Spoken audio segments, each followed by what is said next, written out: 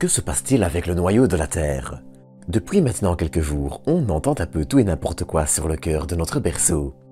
Arrêt de rotation, inversion du sens. Difficile parfois de démêler le vrai du sensationnalisme exagéré. Alors, pour aujourd'hui, j'avais envie de faire un point avec vous sur ce que l'on sait, sur les faits qui en ressortent, leur importance et leur signification de façon générale, le tout en s'offrant un fascinant voyage au centre de la Terre. Mais avant de commencer, j'aimerais rapidement vous inviter à vous abonner si vous ne l'êtes pas encore et apprécier mon contenu, ainsi qu'à le partager, liker et commenter. Sur ce, pour commencer, il va falloir commencer par le commencement. Vous le savez certainement déjà, mais la Terre a un noyau. Ce qu'on dit en revanche moins, c'est que ce noyau est divisé en deux parties. On trouve ainsi dans un premier temps le noyau dit externe.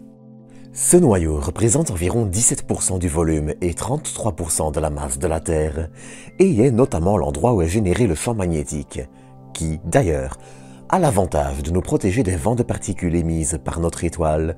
Mais bref, je reparlerai encore du champ magnétique après. Vous le savez probablement, le noyau de la Terre est riche en fer, fer qui le compose à entre 80 et 85%. Vient ensuite un élément plus léger qui n'est pas encore très bien déterminé à ce jour, mais qui pourrait être de l'eau, du soufre, de l'oxygène, du silicium ou du carbone, voire probablement un mélange de ces éléments. Enfin, les 5 derniers pourcents sont principalement du nickel. Le tout avec une viscosité comparable à de l'huile de moteur à température ambiante. Et ce noyau est chaud. On parle de près de 4000 degrés Celsius. Dès lors, on pourrait déjà se poser une question. D'où vient cette chaleur? Eh bien, c'est en fait assez simple. D'un côté, il y a les différents éléments radioactifs que l'on retrouve dans notre sol, qui réchauffent la croûte terrestre et le manteau, et la pression, mais ce n'est qu'une petite partie des origines de cette chaleur. Cependant, pour comprendre la suite, il faut revenir aux origines mêmes de notre planète. Car vous vous en doutez, une planète n'apparaît pas ainsi du jour au lendemain. En fait, une planète est le résultat d'un processus d'accrétion qui a duré, dans le cas de la Terre, probablement une vingtaine de millions d'années. Bon, attention, cela ne signifie pas non plus qu'elle était entièrement formée à cet âge, mais en tout cas, c'est probablement là que le plus gros du travail a été fait. Bref. Ce processus d'accrétion implique un nombre incalculable d'impacts d'objets de quelques centimètres à quelques milliers de kilomètres, comme Théa, protoplanète qui entre en collision avec la Terre et dont l'impact donna naissance à la Lune. Eh bien, tous ces impacts ont dégagé une chaleur assez importante. C'est d'ailleurs pour cette raison que la Terre était au départ une gigantesque boule de lave infernale. Dans la foulée, des éléments plus lourds, comme le fer, ont sombré vers le centre de la Terre, tandis que des éléments plus légers sont restés proches de la surface. Voilà donc dans les grandes lignes comment le noyau d'une planète se différencie du restant. Sur ce, il va falloir ouvrir une toute petite parenthèse historique. En 1936, la sismologue danoise Inge Lehmann découvre, en analysant des ondes sismiques dont la réception était inattendue, que ces ondes ont dû rebondir sur quelque chose de dur. C'est ainsi que naît l'idée, qui sera confirmée au fur et à mesure des observations et des décennies, de l'existence d'une seconde partie du noyau, le noyau dit interne, que vous verrez aussi souvent décrit sous le nom de graine. En fait, ce noyau interne, d'un rayon proche de 1200 km, est principalement composé d'un alliage de fer et de nickel. Et c'est important pour la suite, car il s'agit, assez contre-intuitivement, d'un noyau solide. Je m'explique. Le noyau terrestre, inéluctablement, se refroidit petit à petit. Ce refroidissement, très lent soyez rassurés, engendre une cristallisation de l'alliage fer-nickel du noyau qui se solidifie un peu plus vite que les éléments séparés. Cette cristallisation est ainsi la cause de deux phénomènes. D'un côté, elle aide à entretenir des mouvements de convection dans le noyau externe et aide ainsi à entretenir le champ magnétique terrestre.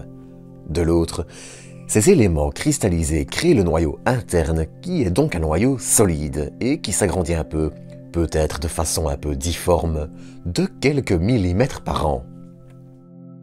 Enfin, pour pousser le délire un peu plus loin, ce noyau interne semble, selon une étude de 2002 confirmée par une plus récente, disposer d'un sous-noyau interne fruit d'un alignement aléatoire de petits cristaux métalliques se formant lors d'un refroidissement rapide.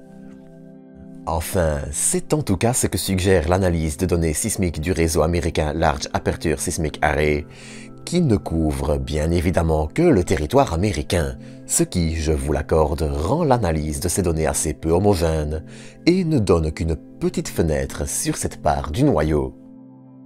Mais bref, ce sous-noyau interne reste encore très hypothétique à ce jour. Le noyau interne, lui, est quelque chose de parfaitement confirmé, mais il y a un mais.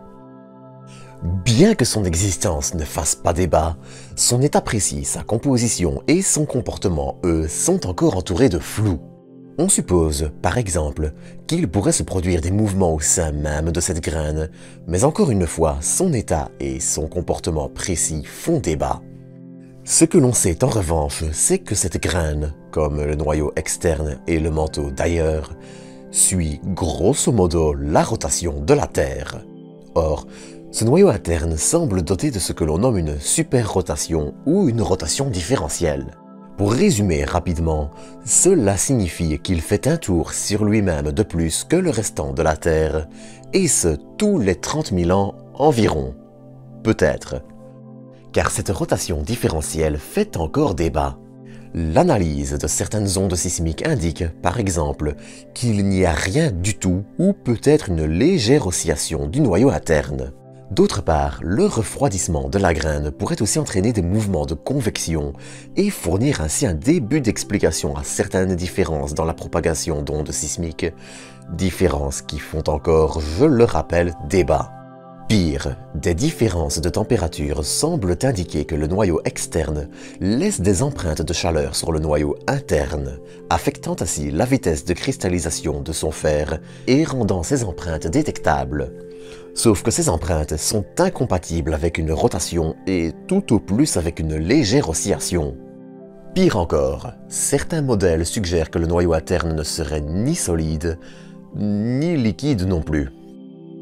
En fait, dans de telles conditions de température et de pression, l'alliage n'aurait pas un comportement comme celui qu'on observe à la surface, mais plutôt des propriétés mécaniques proches d'un sable. De plus, en se basant sur les différences du champ gravitationnel de la Terre, qui est loin d'être homogène, cette superrotation, qui pourrait être expliquée par le champ magnétique capable d'exercer un couple sur la graine, n'est même pas vraiment possible. En bref, les connaissances sur ce noyau interne sont encore très maigres et il n'y a pas encore de consensus définitif sur sa nature exacte et encore moins sur son comportement.